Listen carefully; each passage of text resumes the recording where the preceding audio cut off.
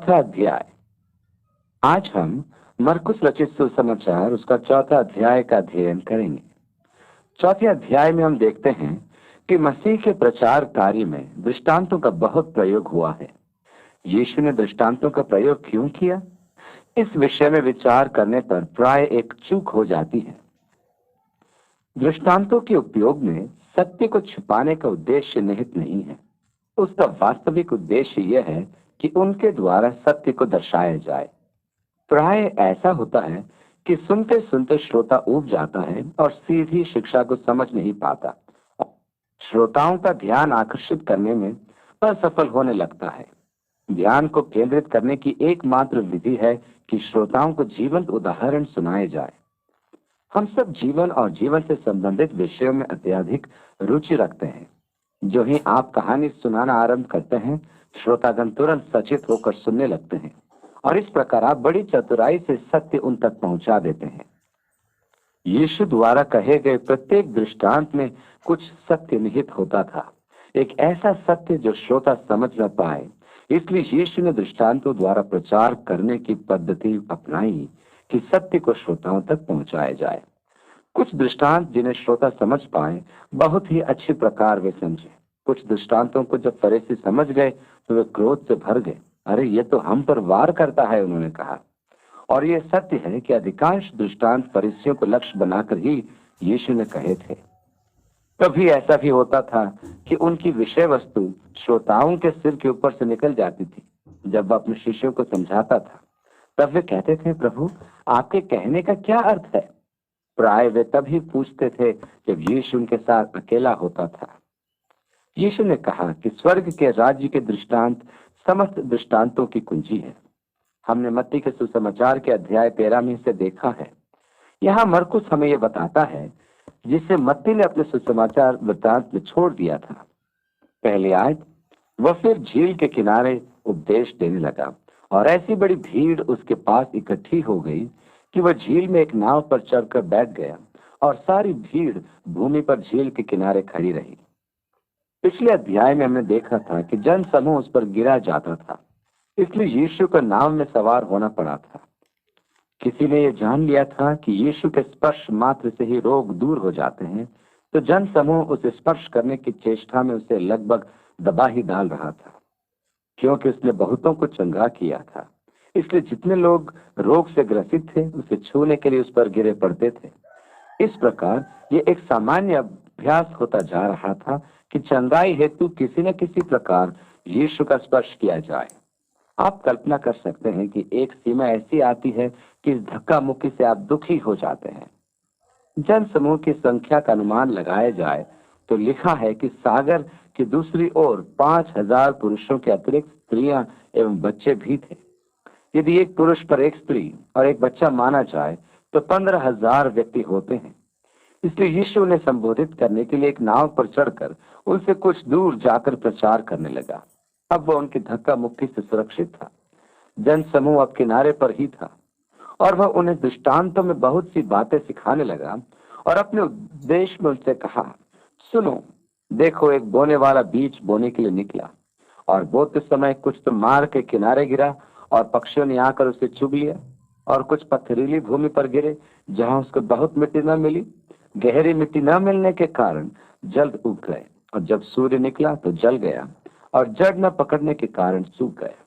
और कुछ तो झाड़ियों में गिरा और झाड़ियों ने बढ़कर उसे दबा लिया और वह फल न लाया।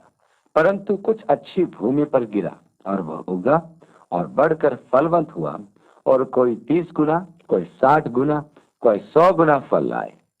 और उसने कहा, जिसके पास सुनने के लिए कान हो वह सुन ले। ये जन समूह मूल रूप से कृषक थे। उस युग में लगभग सभी किसी न किसी रूप में भू संपदा से संबंधित थे। वे जिन शहरों में निवास करते थे उनके पास भी गांवों में भूमि थी।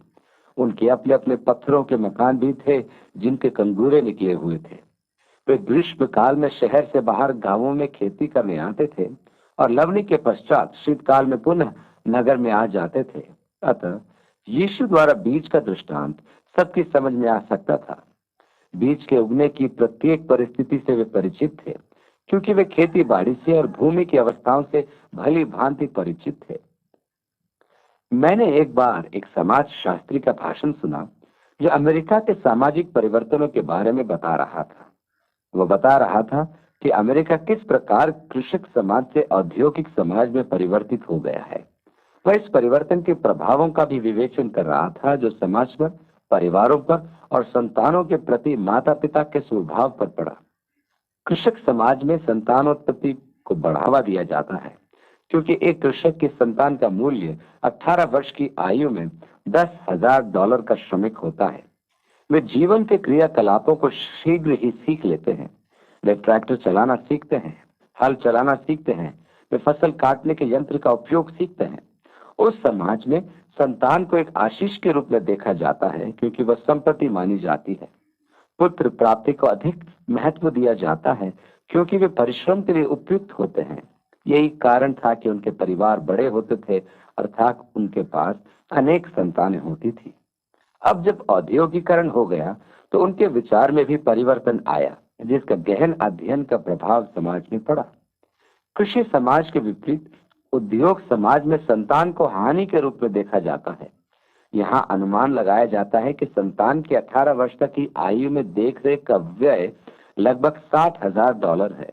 अतः यहाँ धारणा यह है कि संतान अनावश्यक है या वह व्यर्थ का व्यय है। संतानों के प्रति ऐसे विचार उनके प्रति उनके स्वभाव पर प्रभाव डालते हैं। कुछ समाजशास्त्रियों का कहना था कि इस धारणा को समझे बिना संतानों के प्रति दुर्व्यवहार की समस्या जो हमारे समाज को ग्रस्त किए हुए है उसको समझना कठिन है क्योंकि यह कृषि से औद्योगिकरण में परिवर्तन का परिणाम उसके विचारों की समझ में निहित था। यीशु के कथन ज्ञान से पूर्ण थे। यीशु वही बातें करता था जिनसे लोग परिचित थे। यह अत्यधिक महत्वपूर्ण है क्योंकि वे बीज बोते थे, अतः वह उन परिस्थितियों से परिचित थे जिनमें बीज उगते हैं। यीशु उनकी अपनी ही परिस्थिति के माध्यम से उन्हें उपदेश दे रहा था। 10वीं आयत में आगे लिखा है, जब वह अकेला रह गया तो उसके साथियों ने उन 12 समेत उससे इन दृष्टांतों के विषय में पूछा। उसने उनसे कहा, तुमको तो परमेश्वर के राज्य के भेद की समझ दी गई है, परंतु बाहर वालों के लिए सब बातें दृष्टांतों में होती है, इसलिए कि वे देखते हुए देखें और उन्हें सुझाई न पड़े, और सुनते हुए सुने भी और न समझें। ऐसा नहीं कि वे फिरें और क्षमा किए जाएं। क्या यीशु सत्य को छिपा रहा था कि वे मन फिराव न करें? नहीं, जैसा कि मैं पहले कह चुका हूं कि दृष्टांत ध्यान आकर्षित करने एवं सत्य का प्रदर्शन करने के लिए ही होते हैं। जन समूह का ध्यान शिक्षाओं पर नहीं था, परंतु वचन का सुनना उनके लिए महत्वपूर्ण था। अतः यीशु ने दृष्टांतों का प्रयोग इसलिए किया था कि वे सुने। यद्यपि मनुष्य की समझ पर पर्दा डला हो, उसे सुनने को अवसर प्रदान किया जाएगा, क्योंकि जब परमेश्वर न्याय करेगा तो वह पक्षपात नहीं करेगा। हमारी कलीसिया में कुछ ऐसे उपासक भी आते हैं जो अपने मित्रों के आग्रह पर विवश होकर चले आते हैं। यह एक अद्भुत बात है कि वे मेरे उपदेश को सुनते हैं, जबकि वे प्रतीक्षा करते हैं कि उन्हें कब अवसर प्राप्त हो कि वे मुझ पर अपना आक्रोश प्रकट करें।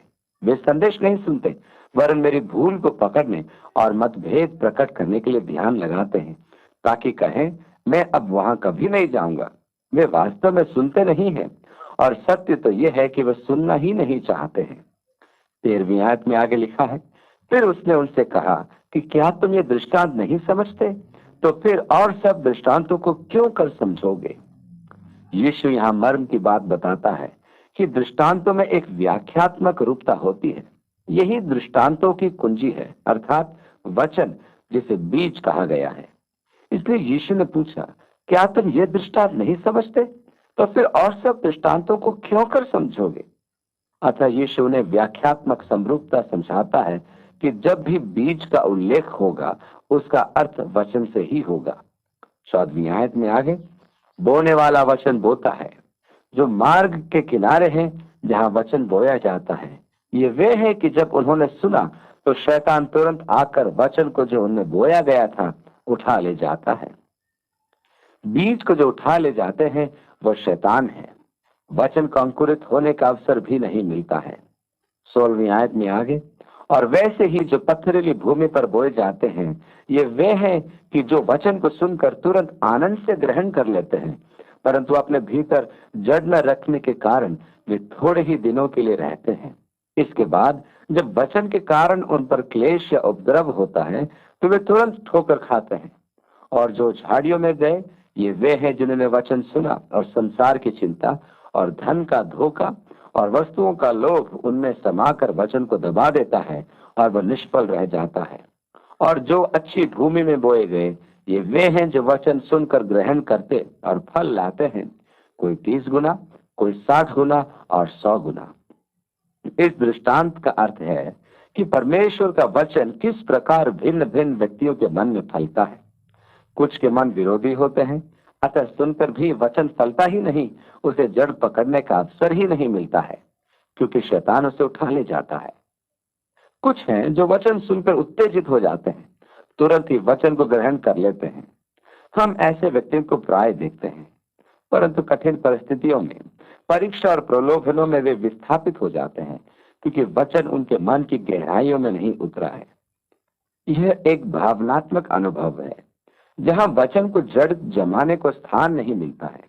मैं तीसरी श्रेणी में अधिक रुचि रखता हूं, क्योंकि अधिकांश मसीही इस श्रेणी में आते हैं।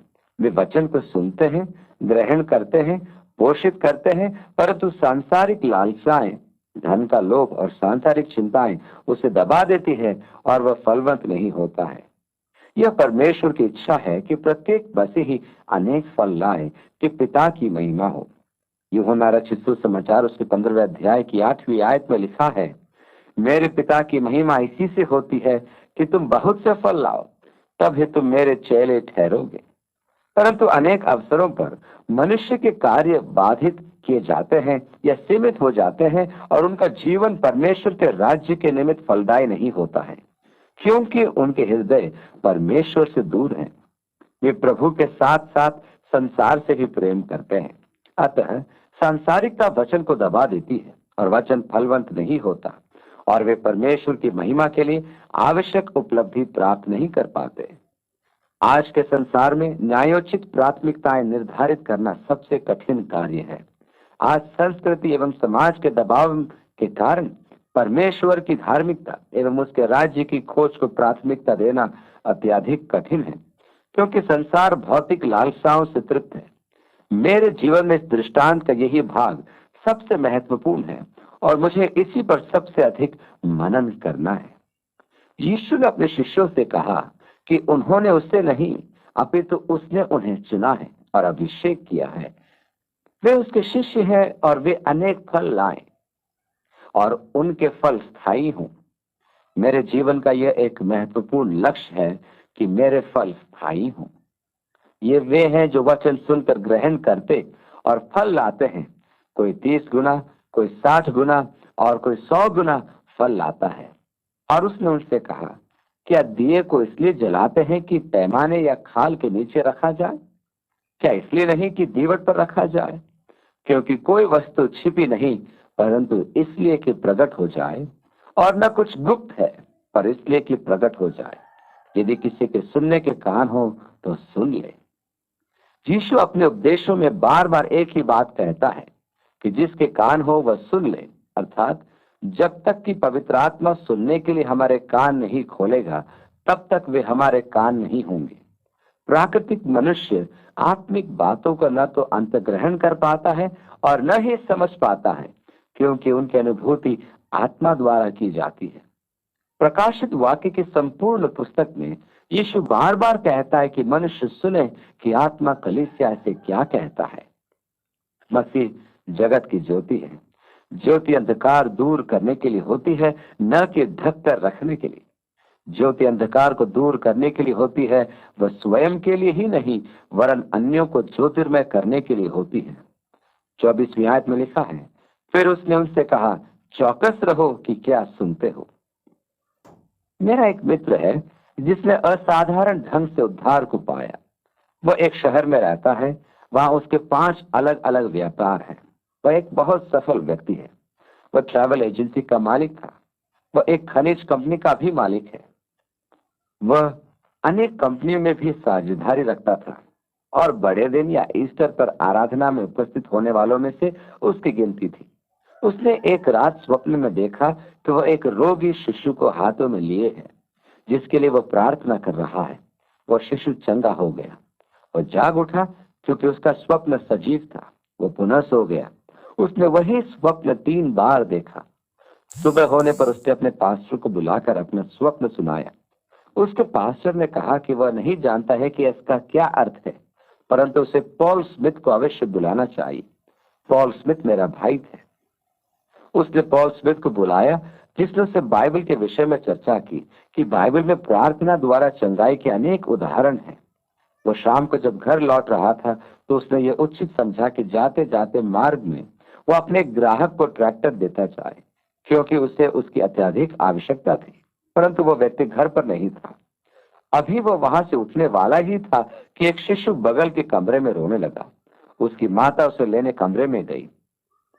जब वह शिशु को लेकर लौटी तो वह स्तब्ध रह गया। यही वह शिशु था जिसे उसने स्वप्न में देखा था। उसकी माता ने बताया कि उस शिशु ने पेट्रोल पी लिया था, जिससे उसकी आंखें जल गई थी।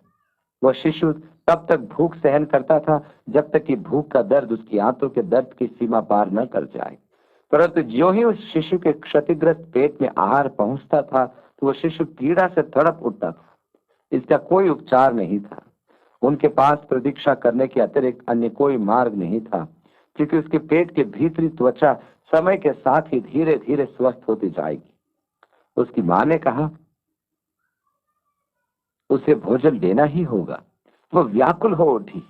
उसने तब कहा कि वह सब समझता तो नहीं है, परंतु उसने शिष्य को स्वप्न में देखा था और उसने अपने हाथों में उसे लेकर उस बच्चे के लिए प्रार्थना की और वो बच्चा चंगा हो गया। प्रार्थना करते ही उस बच्चे ने भोजन मांगा। उसकी माता ने उससे रुकने का आग्रह किया कि वह देखे कि वह कैसी पीड़ा से ग्रस्त होगा, परंतु कोई प्रतिक्रिया नहीं हुई। वह बालक पूर्ण रूप से चंगा हो गया था। वह व्यक्ति उस समय किसी निष्कर्ष पर नहीं पहुंच पाया। उसके लिए यह एक नवीन एवं अद्भुत अनुभव था।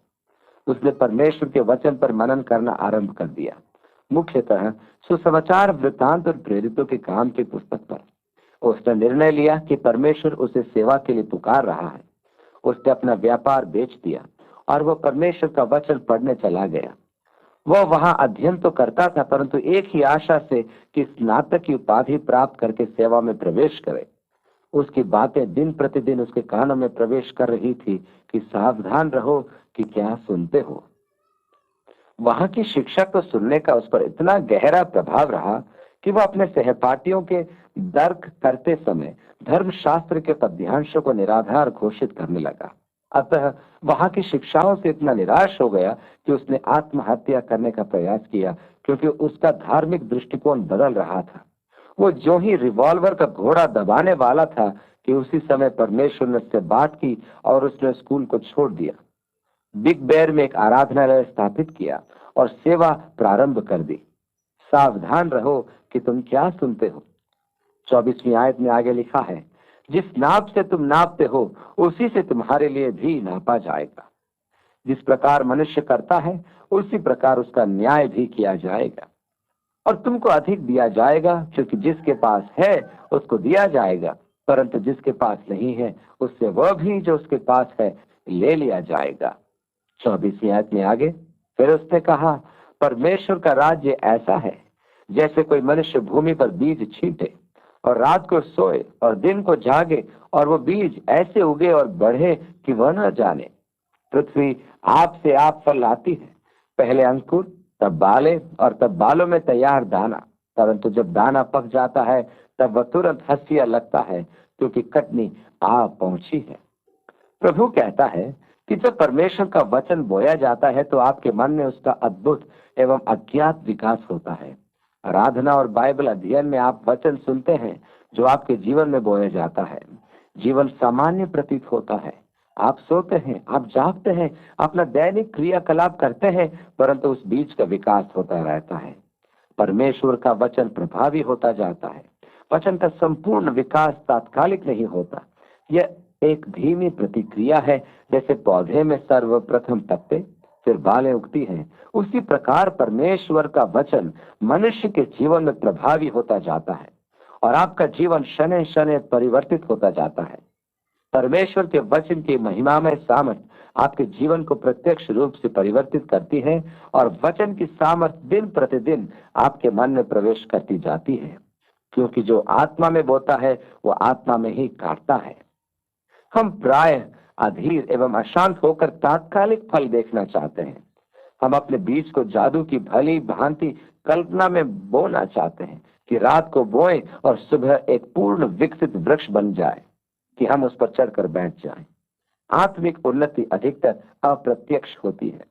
हम क्रियाशील होते जाते हैं और कालांतर में जब पीछे देखते हैं तो हमें ज्ञात होता है कि हम कितनी प्रगति कर गए।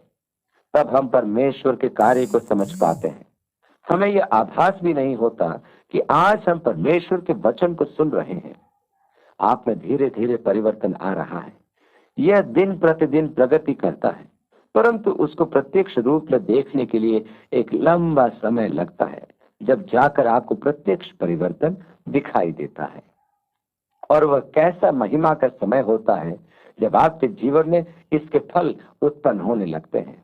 आप स्वयं अपने आचरण में परमेश्वर द्वारा किए गए परिवर्तन का आभास करते हैं और आप परमेश्वर के वचन का प्रभाव देख पाते हैं, जो जीवन परिवर्तन का प्रभाव होता है।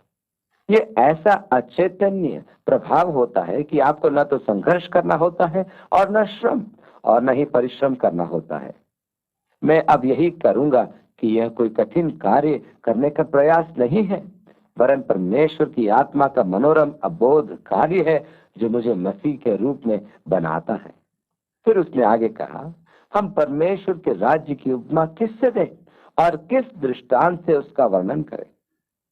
स्वर्ग के राज्य की तुलना का विषय आता है और आगे वो कहता है, वह राई के दाने के समान है कि जब भूमि में बोया जाता है तो भूमि के सब बीजों से छोटा होता है।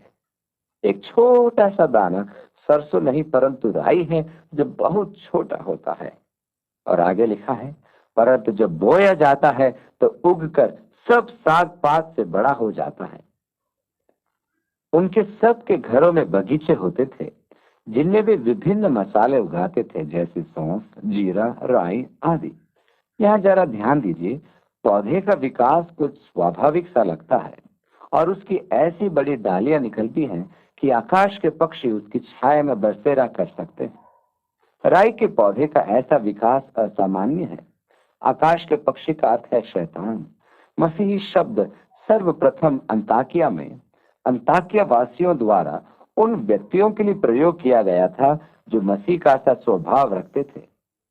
अर्थात मसीही शब्द का वास्तविक अर्थ है मसीह का सा स्वभाव रखने वाले लोग। धीरे धीरे इस शब्द का प्रयोग भिन्न हो गया, जैसे कि मध्य एशिया में यदि कोई मुस्लिम नहीं है तो वह मसीही है और अमेरिका में कोई नास्तिक नहीं है तो वह मसीही है। पश्चिमी बेरूत के फिलिस्तीनी शिविर में जो हुआ वो मसीह का स्वभाव नहीं था, क्योंकि यीशु ने कहा, अपने दुश्मन से प्रेम करो, जो तुमसे घृणा करते हैं उनकी भलाई करो, जो तुम्हें श्राप दे उन्हें आशीष दो, श्राप नहीं। उसने हमें शिक्षा दी कि हमें प्रेम रखना है, क्षमादान करना है, सहायता करनी है। अतः यह कहना कि सैनिक दल मसीही होता तो निश्चय ही वे भोजन, कपड़ा और दवाइयां ले जाते और उनके सहायता करते, क्योंकि मसीह के बैरी विशेष करके बैठाए गए हैं जो मसीही सैनिक दल नाम पर कीचड़ उछालना चाहते हैं। इस प्रकार हमें मसीही विश्वास या मसीही समुदाय दुखद व्यंग चित्र देखने को मिलता है, जैसा कि रजिस्टर पत्रिका में प्रकाशित किया गया था। एक राक्षस मानव धुआं उगलती बंदूक लेकर शरणार्थी शिविर संख्या 2 में मृतकों को रौंदता हुआ आ रहा है और उस व्यंग चित्र का शीर्षक था, यीशु के सिपाही आगे कदम मार।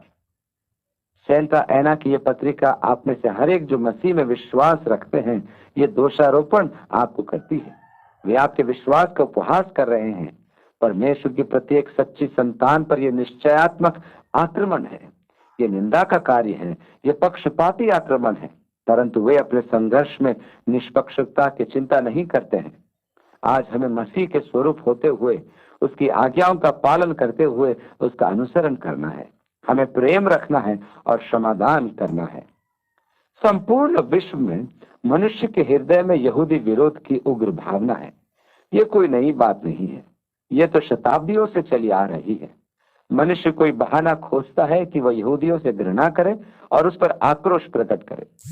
प्रेरित पौलुस ने कहा, मेरी हार्दिक अभिलाषा और प्रार्थना है कि इज़राइल उद्धार पाए, और मैं परमेश्वर के निमित्त अपने भाई के लिए स्वयं को घृणा का पात्र बनाने की इच्छा रखता हूं कि वे मसीह यीशु को पहचान ले।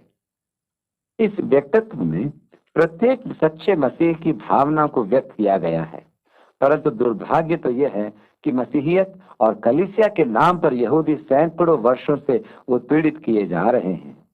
इस्राएल भ्रमण के समय हमारे गाइड ने हमें बताया कि उसका मसीही समुदाय के साथ सर्वप्रथम अनुभव अर्जेंटीना में हुआ जब वह छोटा बालक था। जब वह स्कूल गया तो पहले दिन ही लड़कों ने उसकी पिटाई कर दी, क्योंकि वे उसे मसीह का हत्यारा मानते थे। उसने बताया कि उसे प्रतिदिन भागते हुए घर लौटना होता था, क्योंकि उसे मसीह का हत्यारा कहकर उस पर बड़े बड़े पत्थर फेंके जाते थे। उसने कहा कि मैं तो जानता भी नहीं था कि मसीह कौन था, परंतु ये निश्चित है कि मैं उसे घृणा करने लगा, क्योंकि मेरे साथ ऐसा व्यवहार किया जा रहा था। क्या आप संसार में किसी को मसीह के लिए जीत सकते हैं? यदि आप मनुष्य से ऐसी घृणा रखेंगे तो मसीह और मसीह की शिक्षाओं से मीलों दूर हो जाएंगे, चाहे कोई भी आप क्यों ना हो। यीशु ने हमें शिक्षा दी कि हम सब एक हैं। अब न कोई यहूदी, न यूनानी, न कोई दास, न स्वतंत्र, न कोई नर नारी, क्योंकि तुम सब मसीह में एक हो। यदि कोई परमेश्वर की संतान है तो उसका यही दृष्टिकोण होना चाहिए कि उसे परमेश्वर की सच्ची संतान होना है, क्योंकि परमेश्वर ने हमारी सृष्टि की है और उसने सबसे प्रेम रखा है। उसने हमारे लिए अपना इकलौता पुत्र दे दिया और वह सबके लिए मरा। कोई जाति ऊंची नहीं, सब एक ही जाति के हैं, जो मानव जाति कहलाती है। दुर्भाग्यवश आज मसीही कलीसिया में उग्र भावनाओं को पर्याप्त स्थान प्राप्त है, जो किसी न किसी का विरोध करती रहती है। यह बड़े दुख की बात है कि इस कलीसिया में अनेक दुराचारों का बसेरा है। आज कलीसिया में, या यूं कहें सर्वोच्च वर्ल्ड काउंसिल ऑफ चर्चेस में, हर प्रकार के पक्षियों का बसेरा है। मसीह के बैरी कलीसिया के भीतर रहकर कार्य करते हैं। कलीसिया या मसीह के नाम पर ऐसे कार्य किए जाते हैं जिनसे मसीह यीशु को कोई सरोकार ही नहीं। मसीह के बैरी कलीसिया में संगति रखकर क्रियाशील है।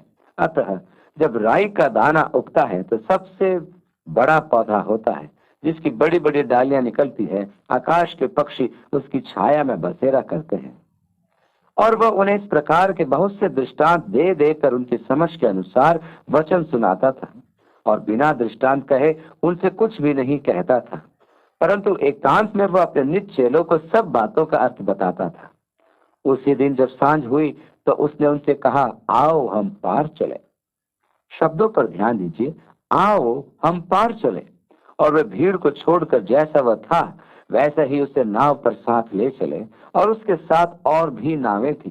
तब बड़ी आंधी आई और लहरें नाव पर यहाँ तक लगी कि वह अब पानी से भरी जाती थी, और वह आप पिछले भाग में गद्दी पर सो रहा था। तब उन्होंने उसे जगाकर उससे कहा, हे गुरु, क्या तुझे चिंता नहीं कि हम नाश हुए जाते हैं? तब उसने उठकर आंधी को डांटा और पानी से कहा, शांत रह, थम जा। और आंधी थम गई और बड़ा चैन हो गया। संभव है कि यीशु जन समूह के धक्का मुक्की के कारण अत्यधिक थक गया था। वह गहरी नींद में सो गया था कि उसे आंधी का आभास भी नहीं हुआ। जब नौका में पानी भर गया तो शिष्यों ने उसे जगाया। महान सामर्थ का प्रदर्शन। 40वीं आयत में, और उसने उनसे कहा, तुम क्यों डरते हो? क्या तुम्हें अब तक विश्वास नहीं? उसने पहले तो आंधी और पानी को झिड़का, तब चेलों को झिड़का कि उन्हें विश्वास नहीं था कि उसने उन्हें क्यों झिड़का है। उनका भयभीत होना स्वाभाविक ही तो था। उनकी नाव में पानी भर रहा था और डूब जाने की पूरी संभावना थी। यीशु के शब्दों पर ध्यान दीजिए। यीशु ने कहा था कि वे पार जाएंगे, न कि नीचे जाएंगे। परमेश्वर का कहा पूरा होता है। यीशु ने यदि कहा कि वे पार जाएंगे तो वे हर परिस्थितियों में पार जाएंगे। शिष्यों को झिड़कने का यही कारण था। सावधान रहो कि क्या सुनते हो। शिष्यों ने सावधानी से नहीं सुना। मूल भाषा में लिखा है कि हम सागर पर से होकर पार चले, और आखिरी आयत में लिखा है, और वे बहुत ही डर गए और आपस में बोले, ये कौन है कि आंधी और पानी भी उसकी आज्ञा मानते हैं।